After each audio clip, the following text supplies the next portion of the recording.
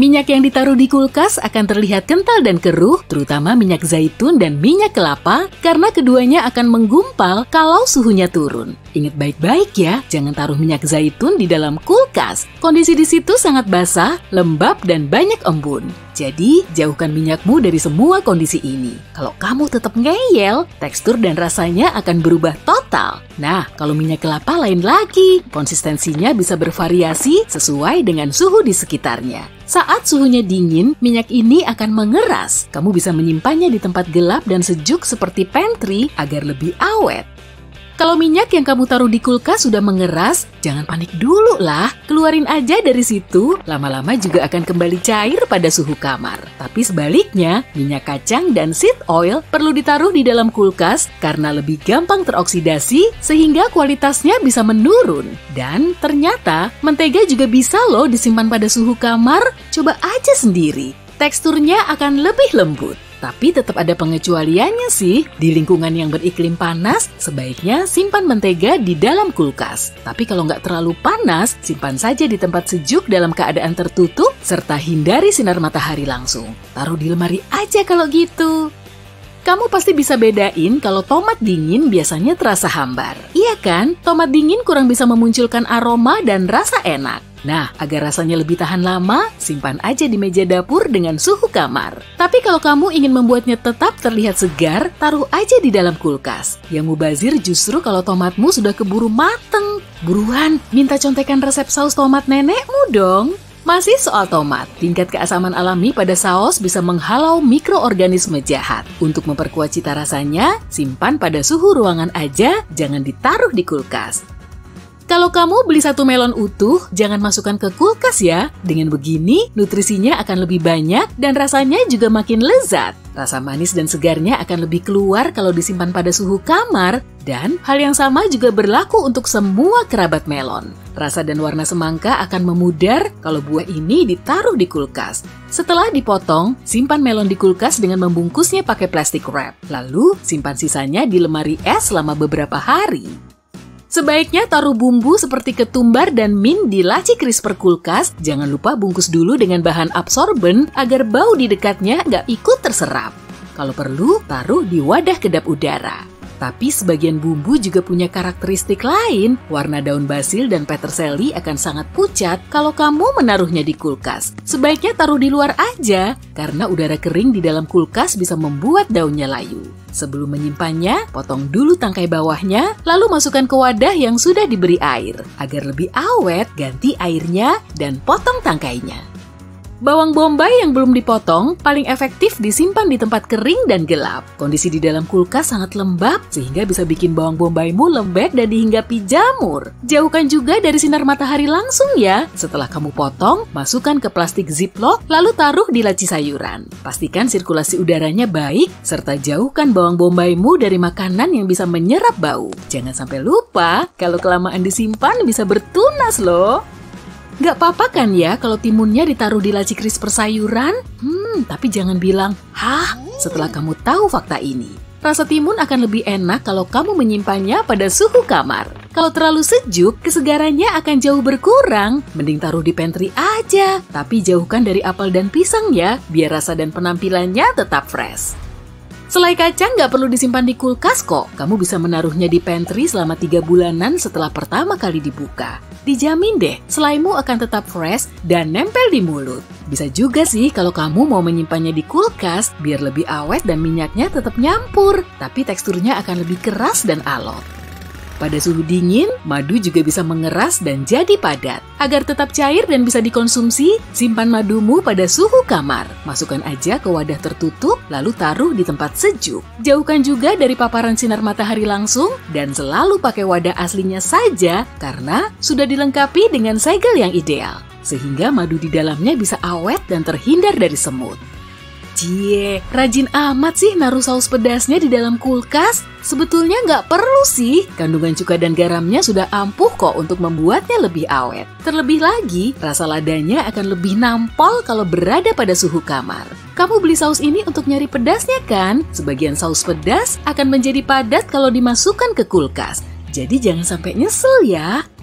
Alpukat paling pas disimpan di luar kulkas. Kalau ditaruh di kulkas, buah ini akan matang lebih lama. Taruh aja buah ini pada suhu kamar dan agar alpukatnya lebih cepat matang, masukkan ke wadah kertas coklat bersama pisang selama beberapa hari. Pisang melepaskan gas yang membuat alpukat lebih cepat matang. Wah, kamu bisa langsung icip guacamole nih. Kopi bubuk atau biji kopi nggak seharusnya disimpan di kulkas, meskipun wadahnya kedap udara. Kopi berfungsi sebagai penghilang bau dan bisa menyerap kelembapan, bau dan rasa dari udara di sekitarnya. Akibatnya rasa kopimu jadi nggak enak dan menyerupai sisa minuman. Simpan di tempat gelap seperti di pantry, serta jauhkan dari sinar matahari, panas, dan kelembapan. Kalau kamu mau membekukan kopimu, pakai wadah yang benar-benar kedap udara. Bikinnya sedikit aja ya, pastikan juga kopimu nggak lembab agar kualitasnya nggak turun sebelum dikonsumsi. Bonggol bawang putih utuh perlu disimpan di tempat yang kering dan sejuk loh, misalnya di pantry. Wadah Tupperware juga sebaiknya dihindari ya, tanpa udara, umbi bawang akan cepat dihinggapi jamur. Simpan bawang putih dengan tepat agar bumbu ini tetap berkualitas baik sampai berbulan-bulan. Tapi saat siumnya mulai terpisah, segera gunakan bawangmu dalam 10 hari. Kalau kamu beli acar yang didinginkan, sebaiknya simpan di kulkas rumahmu. Meski begitu, banyak juga acar yang nggak perlu disimpan di tempat dingin. Cara pengawetan makanan dapat dilakukan dengan pengasaman agar acar tetap segar dan renyah dalam waktu lama. Kandungan garam dan cukanya juga tinggi, sehingga bisa menghalau beragam bakteri membahayakan. Banyak orang mengira kalau telur perlu disimpan di kulkas. Nggak gitu juga kok, kecuali kalau telur yang kamu beli ditaruh di lemari pendingin. Nggak apa-apa kok kalau kamu menaruhnya pada suhu kamar, asalkan dapurmu sejuk ya. Telur yang ditaruh pada suhu kamar juga sangat pas dipakai untuk memanggang kue atau direbus. Kalau tadinya kamu memang beli telur yang ditaruh pada suhu kamar, nggak apa-apa juga sih kalau kamu malu menggunakan cara serupa. Kalau mau menyimpannya ke kulkas, masukkan dulu ke karton aslinya agar telurmu nggak lembab. Makanan panggang sejenis cookies dan brownies yang ditaruh di kulkas sebenarnya bisa menyerap lembab dalam sekejap. Kalau kuenya nggak banyak mengandung produk susu seperti custard dan krim, simpan aja di wadah yang kedap udara pada suhu kamar biar kuemu lebih fresh. Pisang termasuk buah tropis, jadi perlu disimpan di suhu kamar. Buah ini sama sekali nggak tahan dengan suhu dingin. Kalau kamu beli pisang yang belum matang sempurna, suhu dingin akan menghambat proses pematangannya. Saat mengambilnya, warnanya sudah hitam dan jadi rusak. Jangan bikin hidupmu ribet ya, taruh aja pisangnya di wadah buah deh. Jangan masukkan coklat ke dalam kulkas, terutama di freezernya. Sebagian orang melakukannya agar coklatnya nggak lumer saat cuacanya panas. Tapi rasa dan teksturnya malah akan rusak loh. Coklat yang fresh tentu terasa lebih enak. Trik paling mantul agar coklatmu nggak lumer di tempat terbuka, yaitu beli coklat seperlunya aja. Nggak perlu keseringan borong kan? Kalau jumlahnya cukup sedikit, percaya deh, coklat nggak akan kelamaan dianggurin sampai hancur. Kalau kamu memang perlu banget untuk menaruhnya di kulkas, tutup rapat-rapat agar coklatmu nggak menyerap air atau bau. Rempah kering juga nggak perlu disimpan di kulkas lah. Kondensasi bisa masuk ke dalamnya dan membuat rempahmu rusak. Rasa dan tekstur rempah akan tetap sama. Isi saja tempat bumbumu kapanpun kamu mau. Simpan di tempat kering dan gelap, serta jauhkan dari panas atau cahaya.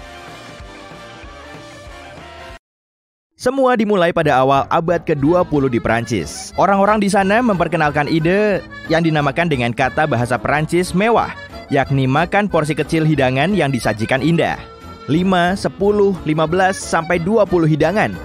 Dalam satu kali makan, kamu bisa mencoba sup, hidangan pembuka, pastry, pasta, risotto, pokoknya semua yang enak-enak. Waktu kamu pergi ke restoran untuk mencoba hidangan baru, hidangan itu tidak lagi terasa menakjubkan setelah sekitar suapan penuh ke-10. Kalau cuma diberi makanan dengan porsi beberapa suap, kamu pasti akan lebih menghargai rasanya. Restoran mewah selalu berusaha menjadi berbeda dari tempat-tempat murah. Mereka punya interior elegan, alat makan mahal, dan porsi kecil. Kebalikan dari yang kamu dapat di kedai biasa. Itu membuat makanan lebih terasa tidak biasa. Karena itu pula, hidangan itu lebih mengesankan. Truffle, kaviar, semua bahan-bahan semacam itu mahal harganya. Dan kamu tahu itu.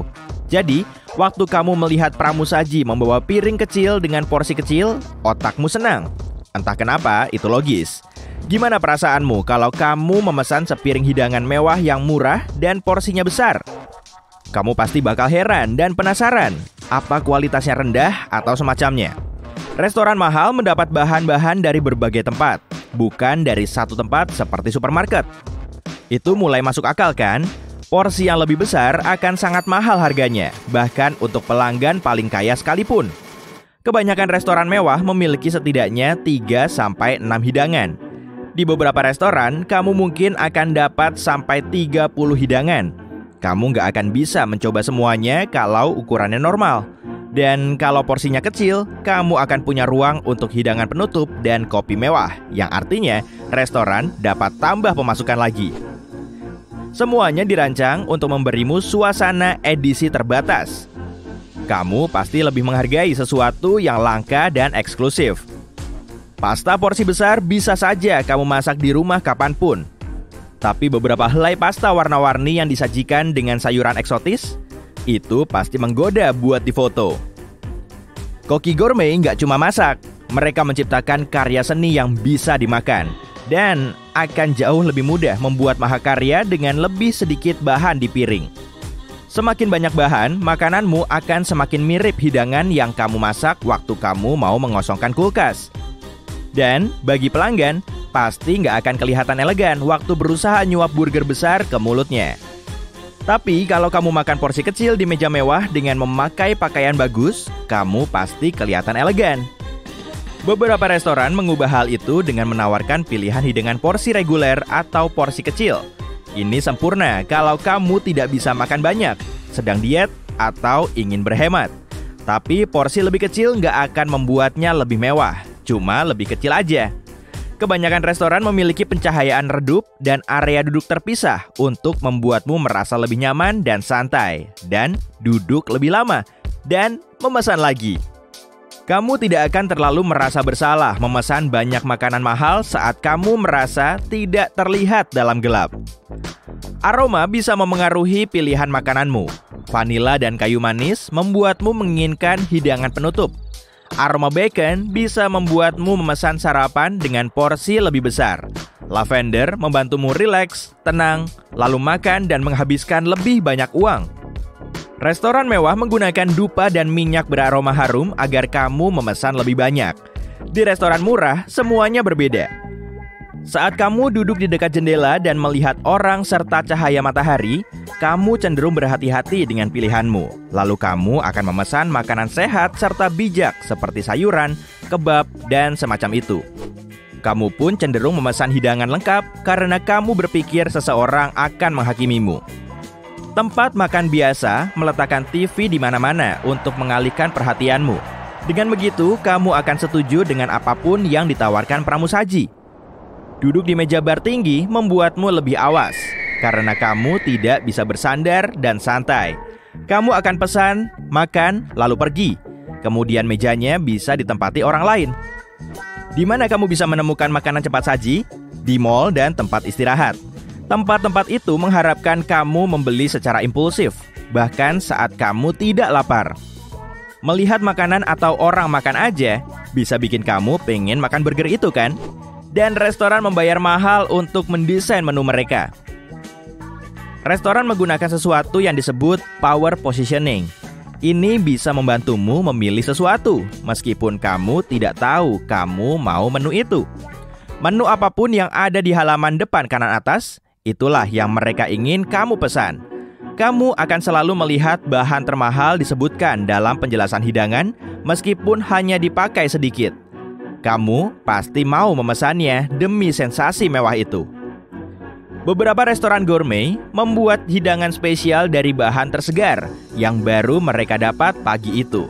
Tapi yang paling spesial, hidangan itu terbuat dari bahan yang akan kedaluarsa. Jadi mereka tidak membuang banyak makanan. Dan hati-hati loh, hidangan spesial di restoran mewah mungkin akan lebih mahal dari iPhone barumu. Tempat paling mahal pun tidak selalu bisa memasak semuanya dari awal. Sayuran beku dalam plastik yang dimasukkan ke microwave, sup berkemasan vakum yang mereka masukkan ke air panas. Mereka mungkin menggunakan sayuran sisa dari salad untuk membuat sup buat besok. Saat pramusaji di pintu depan mengatakan ada antrean 20 menit, mereka cuma mengarangnya. Memangnya mereka bisa meramal? Gimana mereka bisa tahu waktu tepatnya pasangan di meja pojok itu menghabiskan pasta mereka lalu pergi? Waktu tunggu yang spesifik itu hanya membuat kamu merasa lebih tenang. Itu juga membuat restoran kelihatan terkelola dengan baik. Manajer restoran tahu, kamu kemungkinan akan memesan pizza seharga 300.000 kalau ada di bawah steak harga 650.000. Kamu juga mungkin bakal pesan hidangan penutup yang diskon 40.000 meskipun harganya masih 200.000. Itu disebut efek jangkar. Otak akan terjebak tulisan diskon 40.000 dan mengabaikan harga sesungguhnya. Saat pramusaji yang ramah mengundangmu untuk melihat lagi daftar menu, mustahil untuk menolak. Kamu otomatis ingin menyenangkan orang lain. Pramusaji itu tahu hidangan mana yang harus ditawarkan dan mereka akan menjelaskannya kepadamu dengan cara paling menarik atau merekomendasikannya sebagai favorit pribadi mereka. Coba saja, minta mereka rekomendasikan hidangan penutup dan kamu pasti akan dapat yang paling mahal. Musik yang kamu dengar di restoran memengaruhi rasa makanan. Kamu cenderung menilai pasta atau pizza itu orisinal kalau restoran memutar lagu opera Italia. Keripik terasa lebih segar kalau suara renyahnya nyaring, dan tiram terasa lebih gurih kalau musik Karibia sedang diputar. Pramusaji pasti menyajikan minuman di awal sebelum kamu membuka menu agar kamu lengah. Dan kalau satu orang memesan minuman mahal, kemungkinan yang lainnya juga. Menu yang tidak menuliskan tanda mata uang membuatmu lebih tenang dan lebih santai dalam menghabiskan uang. Semakin sedikit angka yang kamu lihat, semakin rela kamu membayar. Kamu pun cenderung memesan hidangan yang memiliki nama panjang seperti file ikan bakar bumbu lengkuas dengan saus khas ala kepala chef kami dan kentang goreng resep rahasia Pak Edi. Aku mau itu. Maaf. Itu terdengar lebih enak daripada ikan bakar dengan kentang.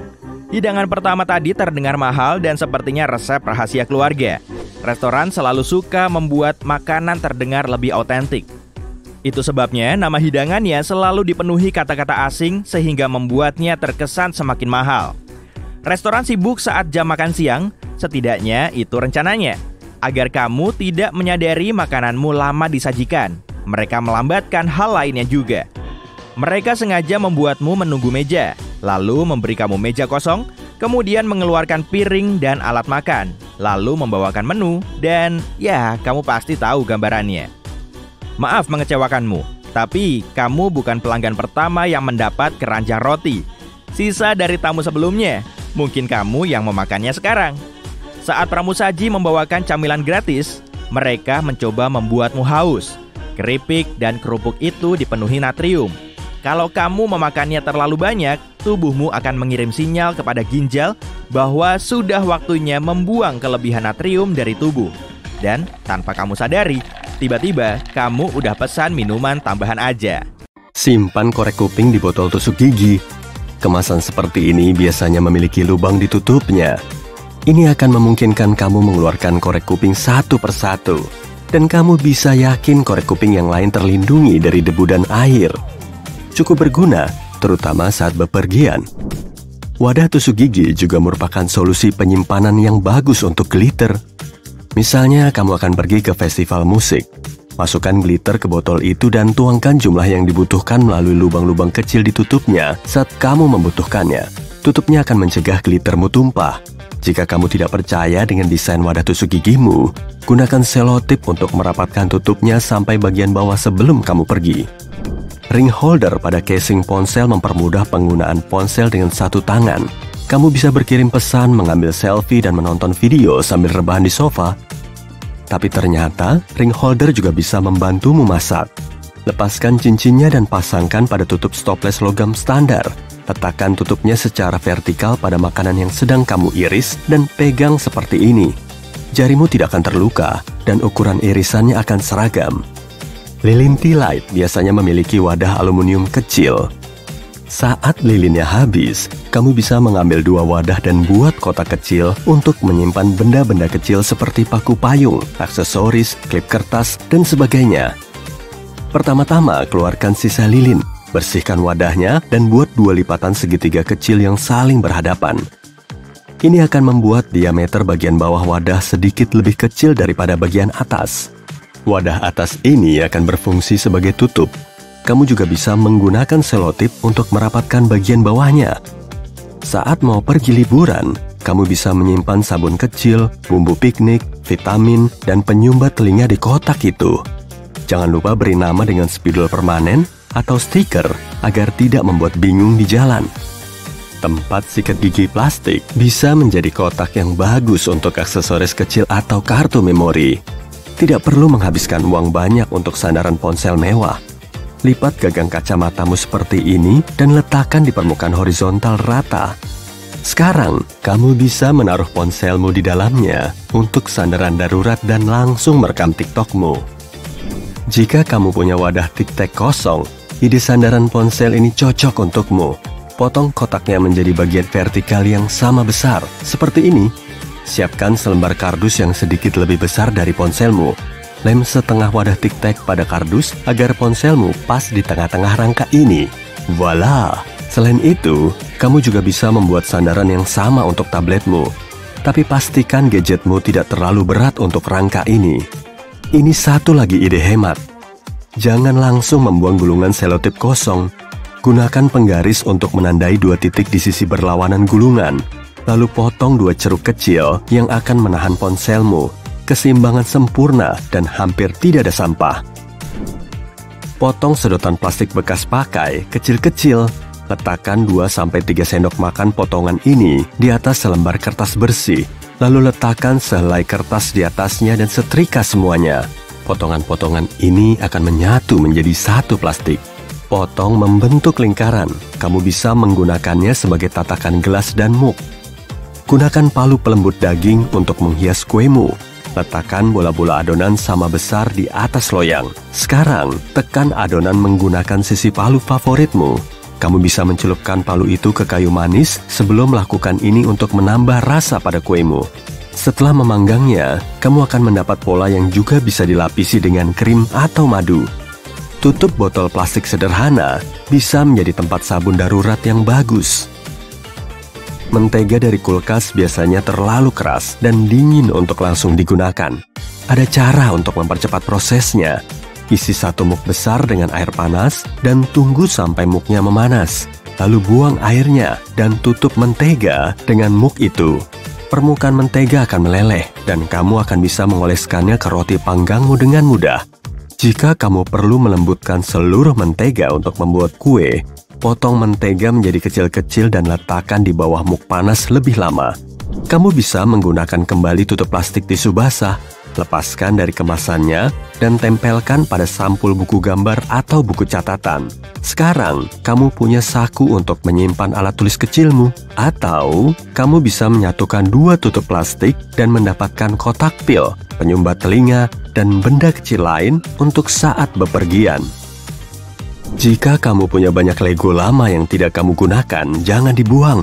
Buat rumah burung mewah atau pot warna-warni untuk tanaman di rumah. Kamu tidak perlu menggunakan paku untuk membuat tempat penyimpanan ini. Gunakan perekat 2 sisi atau lem untuk menempelkan panel Lego rata di dinding di samping pintu masukmu.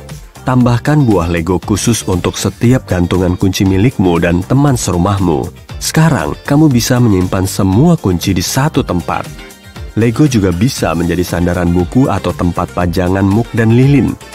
Kamu pernah kehabisan bingkai foto? Bukan masalah, gunakan 2 jepitan baju besar sebagai cantelan. Pasang ke kedua sisi foto dan bingkai foto kreatif sudah siap. Kamu bisa membuatnya lebih stabil dengan mengelem foto ke kardus. Kamu juga bisa menggunakan rangka yang sama sebagai wadah serbet saat kamu makan di luar ruangan. Lepaskan dispenser dari sabun cuci piring atau toner wajahmu. Cuci sampai bersih. Sekarang kamu bisa menggunakannya di dapur untuk mengeluarkan saus tomat dan saus lainnya dari bawah botol. Selain itu, alat ini berguna saat kamu menghias pastry dengan pola krim. Jika kamu butuh kasur anjing darurat, ambil ban bersih dan masukkan ke dalam sarung bantal besar. Tambahkan mainan dan bantal. Selesai. Kalau kamu tidak punya ban, pelampung juga bisa. Ini cara mudah untuk tetap hangat dan nyaman pada malam yang dingin. Isi beberapa botol plastik dengan air panas. Kamu tidak perlu mendidihkannya. Air panas dari keran sudah cukup. Pastikan botolnya ditutup sampai rapat dan letakkan di atas kasur di bawah selimut. Itu akan cepat memanaskan kasur. Kamu bisa menaruh kaos kaki di atas botol itu agar tidak membakar kulitmu. Kalau cuaca sangat dingin, isi botol besar dengan air panas, balut dalam sweater wool, lalu peluk. Mimpi yang indah ya. Mau tahu cara terbaik mengupas bawang putih? Letakkan bawang putih yang sudah dipisahkan di panci, lalu tutup dengan panci lain. Sekarang kocok semuanya dengan semangat dan kulitnya akan lepas sendiri. Jangan buru-buru merusak cheesecake lembutmu dengan pisau biasa. Ambil selai benang gigi, ikatkan ujungnya di jarimu, lalu potong hidangan penutup berhargamu tanpa merusak strukturnya.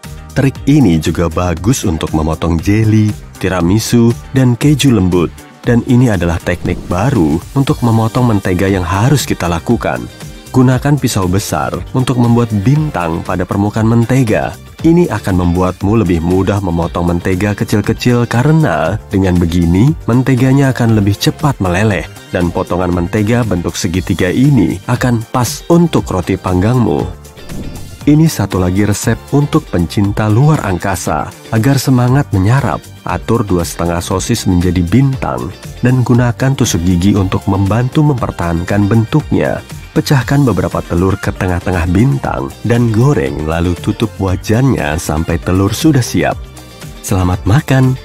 Gunakan alat pengupas kentang atau sayuran untuk memotong keju keras. Dua hal itu sepertinya ditakdirkan bersama. Apa kamu sering mempertanyakan kenapa sesuatu dibuat sedemikian rupa? Misalnya, kenapa kemasan makanan pesan antar selalu berlubang? Tenang, kamu bakal segera tahu jawabannya.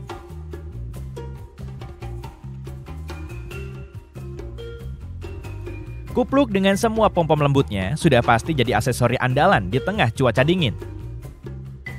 Ternyata, alasan asli kenapa kupluk atau topi lain punya pom-pom bukanlah untuk gaya-gayaan di masa lalu.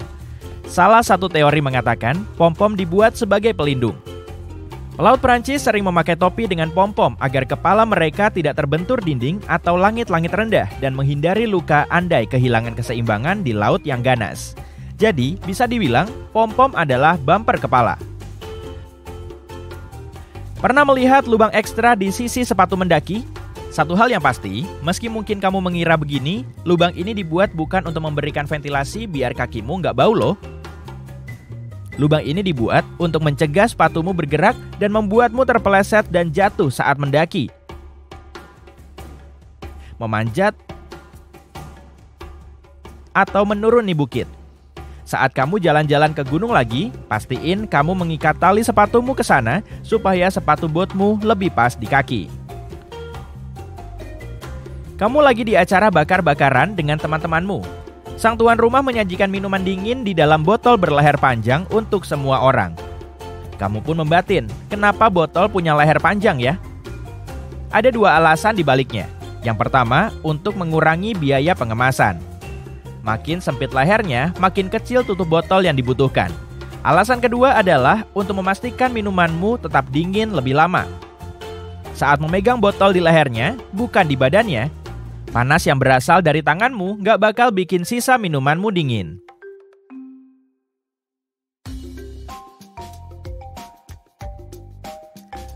Warna label plastik di kemasan roti menunjukkan hari pemanggangannya. Meski beberapa perusahaan punya kode warnanya sendiri, umumnya seperti ini. Senin biru, Selasa hijau, Kamis merah, Jumat putih, dan Sabtu kuning. Jadi, pilihlah roti yang paling baru sesuai warnanya ya. Kamu lagi malas masak makan malam, jadi kamu pergi ke restoran favoritmu buat mesen makanan. Kamu pun pulang dengan perasaan bahagia, karena bakal nikmatin makanan yang nikmat. Kamu membuka wadahnya, tapi ternyata makananmu sudah benyek karena dalamnya terlalu lembab. Nah, fungsi rahasia yang satu ini akan membantumu mencegah ini terjadi lagi. Lihat tab berlubang di sudut tutup wadah ini. Kamu perlu mendorongnya ke bawah agar uapnya bisa keluar dari sana. Kamu wajib melakukannya kalau memesan makanan panas. Kalau kamu lumayan beruntung dan punya mesin pencuci piring di rumah, kamu bakal ngerasa lebih beruntung setelah tahu apalagi yang bisa kamu cuci di dalam sana. Selain bikin piringmu bersih dan berkilau, mesin ini juga bisa membersihkan kuas makeupmu. Taruh saja kuasmu di nampan untuk menghilangkan semua kotoran dan produk berlebih yang menumpuk di antara bulu-bulunya. Kamu pergi ke pasar untuk membeli buah dan sayuran segar. Kamu ingin membersihkan kotorannya, terutama di kentang, sebelum memasukkan semuanya ke kulkas. Jangan buang waktu dengan nyuci semuanya satu persatu. Taruh saja di mesin pencuci piring dan atur ke siklus pembilasan dengan air dingin. Tapi jangan pakai deterjen ya. Apa kamu salah satu orang yang memakai laci di bagian bawah oven atau kompor sebagai tempat penyimpanan? Maaf ya, tapi menyimpan wajan, nampan, kue, dan loyang muffin bukanlah fungsi tempat ini. Ini disebut laci penghangat yang bertujuan untuk menjaga masakanmu tetap hangat dan nikmat. Jadi, kalau tamumu telat, masukin aja roti buatanmu ke sana sampai mereka tiba. Tapi ingat, tidak semua model oven punya fitur ini. Beberapa laci bahkan untuk memanggang, dan beberapa bisa digunakan sebagai tempat penyimpanan. Periksa dulu buku panduan ovenmu untuk memastikannya. Jeruk, lemon, dan alpukat sering dikemas dalam kantong jaring. Saat pulang dari supermarket, kamu mungkin membuangnya ke tempat sampah kan? Tapi jaring ini juga bisa dipakai sebagai sikat loh. Kamu cuma perlu mengikatnya. Lalu kamu bisa membersihkan piring, panci, dan wajan kotormu. Kamu bahkan bisa mengubahnya menjadi sikat sekali pakai untuk peralatan dapur lain atau wastafelmu. Kalau kamu lagi di toko buat nyari hanger baru supaya lemarimu lebih rapi, aku saranin kamu beli yang terbuat dari kayu aras daripada yang plastik. Pertama, kayu aras berperan sebagai pengusir serangga alami. Hama seperti ngengat, kutu, gegat, semut, dan agas nggak bakal ngedeketin pakaian dan lemarimu kalau kamu memakainya. Alasan kedua kenapa kamu harus membelinya adalah karena hanger ini menyerap bau tak sedap serta kelembapan dari pakaianmu. Fitur ini membantu mencegah timbulnya jamur, jadi kamu bisa mengenakan gaun atau setelan favoritmu lebih lama. Wah, sudah waktunya makan taco lagi nih. Kamu mengundang beberapa teman buat makan taco buatanmu. Tapi meski kamu punya resep buat bikin tortilla, kamu nggak paham cara bikin kulit taco sempurna. Nah, fungsi rahasia ini mungkin bisa membantumu.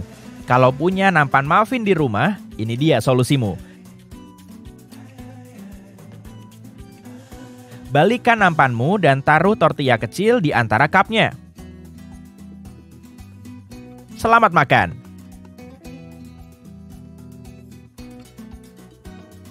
Kalau suka menjahit dan bikin pakaian sendiri, kamu pasti sering memakai bantal tomat yang hampir selalu dilengkapi rumbai stroberi kecil.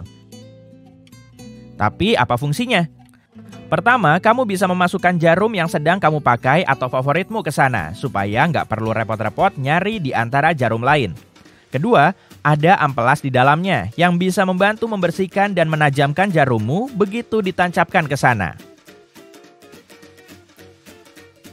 Kamu tim saus tomat atau tim mayones? Penggemar saus tomat pasti pernah melihat angka 57 di botol saus tomat Heinz. Nomor itu dicetak di botol untuk alasan yang sangat spesifik. Kamu pasti pernah kesulitan mengeluarkan saus tomat dari botol setidaknya sekali seumur hidup. Dan pada saat itu, kamu mungkin mencoba mengocoknya sampai jumlah saus tomat yang tepat jatuh ke piringmu kan? Nah, kamu nggak perlu melakukan itu lagi. Cukup ketuk dengan kuat di angka 57 itu, dan kamu bisa mengeluarkan saus tomat dari sana dengan lebih cepat.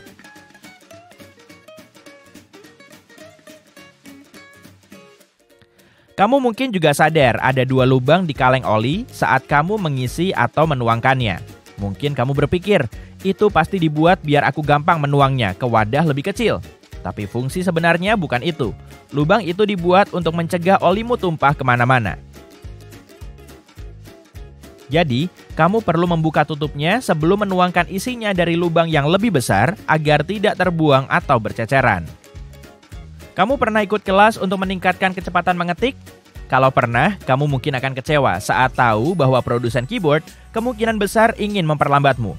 Sebuah teori populer mengatakan itulah sebabnya huruf-huruf di keyboard disusun secara acak dan tidak sesuai abjad. Alasan ini berasal dari zaman mesin tik. Tombol di mesin tik awalnya diatur sesuai abjad, sehingga orang-orang bisa menulis dengan sangat cepat. Oleh karenanya, tombol-tombolnya seringkali macet dan para produsen ingin menghindarinya. Begitulah bagaimana kita akhirnya punya keyboard QWERTY seperti saat ini.